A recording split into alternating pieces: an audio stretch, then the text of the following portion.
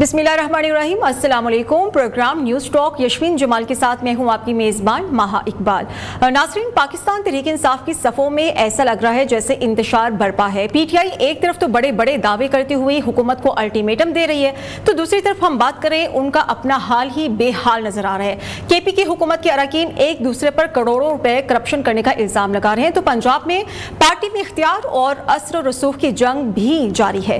KP की हुकूमत की बात करें तो काबीना के साबिक रुकन शकील खान है, जिन्होंने वज़ीर आला अली अमीन गंडापुर पर करप्शन का इल्जाम लगाया है, तो वज़ीर आला केपी के ने उनको विजारत से ही बेदखल करने की वजह विजारत में करप्शन बताई है। तर्जुमान केपी की हुकूमत ने कहा है कि शकील खान को काबीना से करप्शन के इल्जाम की वजह से बरतरफ किया गया है, जबकि इस सारे मामले पर बनने वाली कमेटी में अपना तहरीरी जवाब भी जमा कराते हुए साबिक वजीर ने वज़ीर आला अली अमीन गंडापुर पर करोड़ों रुपए की रिश्वत लेने का इल्जाम आयद किया है। उन्होंने कहा है कि मुझे करप्शन के खिलाफ आवाज उठाने पर काबीना से निकाला गया है।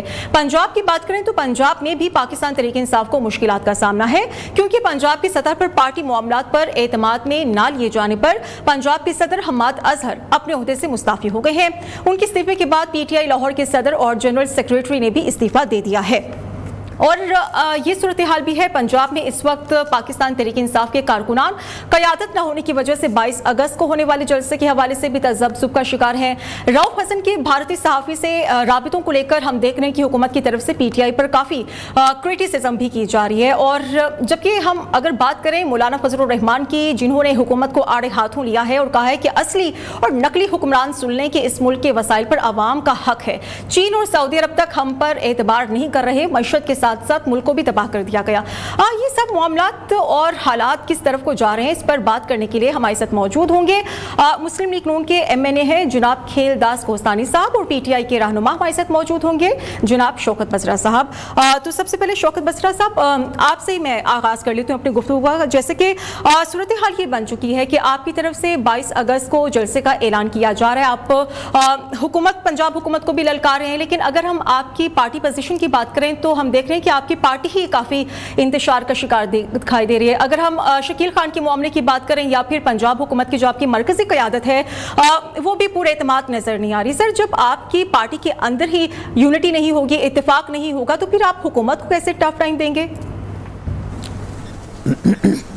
महा तहरीक इंसाफ कोई मौरूसी जमात नहीं है, कोई नस्ल दर नस्ल जिस तरह पीपल्स पार्टी या नून लीग के दादा मरेगा तो बेटा, बेटा मरेगा तो उसका बेटा, बेटा नहीं होगा तो उसकी बेटी, ये कौन सी कोई आमरीत वाली जमात है जिसके अंदर कोई बोल नहीं सकता, बात नहीं कर सकता।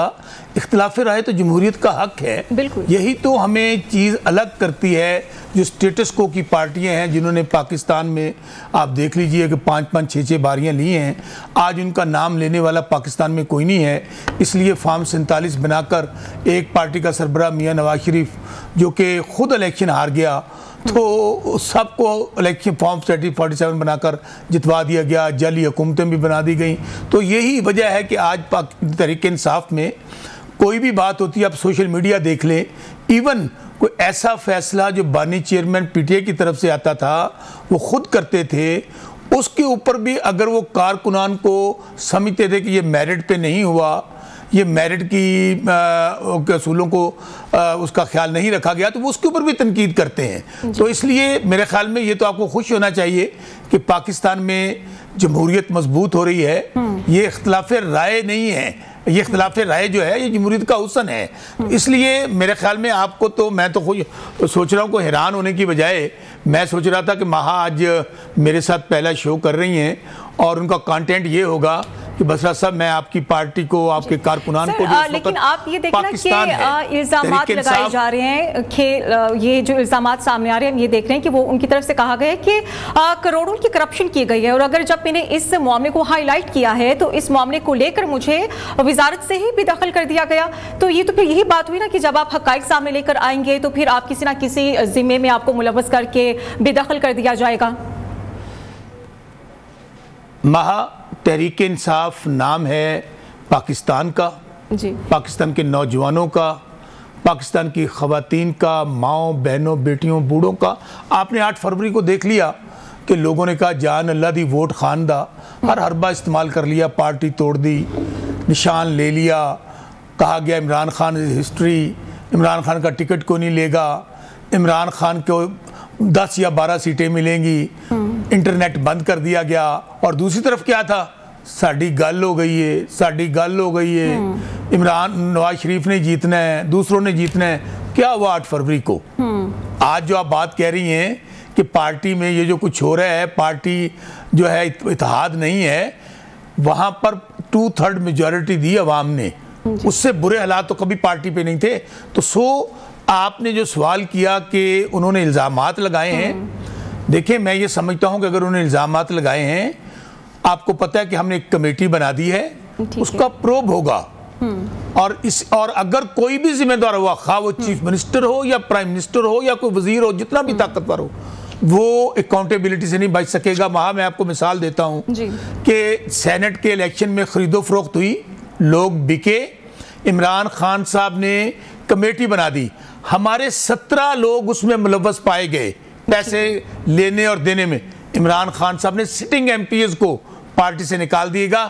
اس لیے آپ یہ یقین رکھیں کہ ہماری پارٹی جو ہے، یہ جو دوسری پارٹی ہیں 2 پاکستان میں، جو ان کا تو معیار ہی یہ ہے کہ جو جتنا لوٹے گا، جو جتنا پیسہ بنائے گا، جو جتنی ٹیٹیاں لگائے گا، جو جتنا مال اکٹھا کرے گا، وہ اس پارٹی کا سٹالورٹ ہوگا.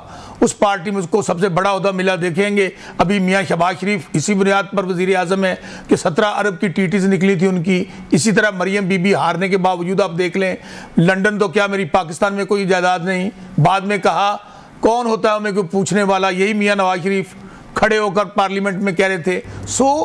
ہماری پارٹی کو آپ موازنہ نہ کریں پاکستان کی ان پارٹیوں سے جنہوں نے سیاست اور جمہوریت کا جنازہ نکال دیا ہے. وہ کہتے ہیں نا، سیاست اور جمہوریت کا جنازہ ہے ذرا دھوم سے نکلے. تحریک انصاف جس کو کہا گیا یہ ممی ڈیڈی پارٹی ہے، یہ سوشل میڈیا کی پارٹی ہے، اس نے 2 دن آگے نہیں جانا، عمران خان صاحب نے 10 دن جیل نہیں کٹنی، کیا کیا الزامات لگائے گئے. اس لیے آج بھی الحمدللہ ایک جماعت ہے اور باقی جماعتیں برعکس ہیں اس کے. تو کھیلدار صاحب آپ تو گفتگو سن رہے ہیں شوکت بسرا صاحب کی، وہ جماعتیں موروثی جماعتیں ہیں اور آمریت کی پیداوار ہیں، آمریت کی پیداوار قرار دے رہے ہیں کھیلدار صاحب. شوکت بسرا صاحب کہہ رہے ہیں کہ مسلم لیگ نون ہو گئی یا باقی جماعتیں ہو گئی، وہ موروثی جماعتیں ہیں اور آمریت کا سلسلہ ایک چل رہا ہے، وہ تو رکنے میں نہیں آ رہا.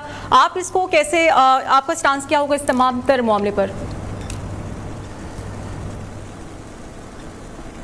دیکھو، پہلی بات تو یہ وہ جماعت ہے جس کو جنرل پاشا نے بنایا، اور جنرل فیض تک جو لیفٹیننٹ جنرل فیض جو ہے اس کے آشیرواد سے کیا کچھ کرتے رہے، کس طرح انہوں نے ملک کی تباہی کی، اور اس طرح یہ 4.25 سال پاکستان کو جو کافی نقصان دے کے گئے ہیں، پاکستان کو ڈیفالٹ ہونے تک پہنچا گئے. یہ سارے داستان ان کے کسی سے ڈکے چھپے نہیں ہیں. یہ کون سی جماعت ہے، کس نے بنائی ہے، یہ پروجیکٹ لانچ کیوں کیا گیا، کتنی محنت کی گئی، اور اس کے ساتھ جو انٹرنیشنل جو فارن فنڈنگ ہے، یہ سارے قصے ان کے ہیں سامنے. جو بات کے پی کے حوالے سے کی، دیکھیں 11 سال سے کے پی کے میں ان کی حکومت ہے. اس وقت یہ صوبہ کنگال ہو چکا ہے، اور وہاں پہ جو وزراء ہے وہ ایک دوسرے کی کرپشن پہ لڑ رہے ہیں. وزیر اعلیٰ پہ جس طرح وزیر الزام لگاتا ہے، وزیر اعلیٰ منسٹر پہ، میں سمجھتا ہوں اتنی نالائق اور نائل حکومت ہم نے کبھی نہیں دیکھی. آپ نے معلم جبہ ہو، ان کے جو میگا جو کرپشن کے کیسز ہیں، ملنٹری منصوبے ہو، ان کے جو میٹرو جو انہوں نے پشاور میں بنائی اس میں جو انہوں نے گپلے لگائے، اب جو یہ لوٹ مار کر رہے ہیں، یہ جو نیا جو کبھی دبنگ باتیں کر کے، گالیاں دے کے، بدتمیزی کر کے گفتگو کرتا ہے، کوئی وزیر اعلیٰ لگتا ہی نہیں ہے صوبے کا. اس صوبے کے عوام کا انہوں نے حشر کیا کیا ہے. نہ آج وہ پنجاب کی طرح گندم سستی ہے، روٹی ان کی 5 روپے مہنگی ہو گئی ہے. تو یہ مجھے بتائیں کہ ان کا مقصد کیا ہے اقتدار میں آنے کا. یا تو یہ پاکستان میں جس طرح 4.25 سال میں پاکستان کی تباہی کی، اب بھی کہتے ہیں، پہلے کہتے تھے کہ پاکستان سری لنکا بن جائے گا، اب کہ ان کی بڑی خواہش تھی پاکستان بنگلہ دیش بن جائے گا. مگر کے پی کے کی عوام کو یہ کہتے ہیں 2/3 میجارٹی، تو عوام نے اس کو اس لیے میجارٹی نہیں دی کہ آپ ان کی زندگی اجیرن کر دیں، وہاں پہ نو گو ایریا بنا دیں، وہاں کی امن امان وہاں کی حالت خراب ہے، وہاں پہ ہسپتالیں نہ ہو، وہاں پہ تعلیم نہ ہو. کہ صوبہ اس وقت کنگال ہو چکا ہے کے پی کی. اگر ہم وہاں بات کریں، وہاں کے وزیر اعلیٰ کو بات کرنے کا طریقہ نہیں. یہ کھیلداس صاحب کی طرف سے کہا جا رہا ہے، وہ کہہ رہے ہیں کہ صوبے کا بیڑا غرق کر کے رکھ دیا ہے. آپ کے اقتدار میں آنے کا مقصد کیا ہے، وہ یہ جاننا چاہ رہے ہیں. اچھا، جو کھیلداس صاحب ہیں ان کو اتنا بتا دیں کہ آج کے پی میں تیسری کنزیکٹیو حکومت تحریک انصاف کی ہے، اور کے پی کا کلچر یہ ہے اگر وہاں کوئی ڈیلیور نہ کرے تو اس کو دوسری باری نہیں ملتی. تحریک انصاف سے پہلے ریکارڈ نکال کے دیکھ لیں. اور آج کے پی کے اندر کسی اور جماعت کا کوئی نام لیوا نہیں ہے، سب کی ضمانتیں ضبط ہو چکی ہیں. پہلی بات تو. دوسری بات میں ابھی کہہ رہے تھے کہ جنرل پاشا نے، جنرل ظہیر الاسلام نے، شاید ایک نام بھول گئے وہ، جنرل ظہیر الاسلام کو میں ایڈ کر دیتا ہوں، کہہ رہے تھے کہ جس پارٹی کو جنرل پاشا نے، جنرل ظہیر الاسلام نے، جنرل فیض نے، علیم خان اور جہانگیر ترین نے بنایا ہے، او بھائی اگر ہمیں انہوں نے بنایا تھا یا بنایا ہے، آج 2024 میں ہمارے ساتھ کون ہے؟ جی آج تو ساری وہ قوتیں آپ کے ساتھ ہیں. پھر تو اڈیاں ضمانتوں کیوں ضبط ہو گئی نے؟ پھر میاں نواز شریف کیوں ہار گیا ہے؟ آپ لوگوں کو صرف 17 سیٹیں پاکستان سے کیوں ملی ہیں؟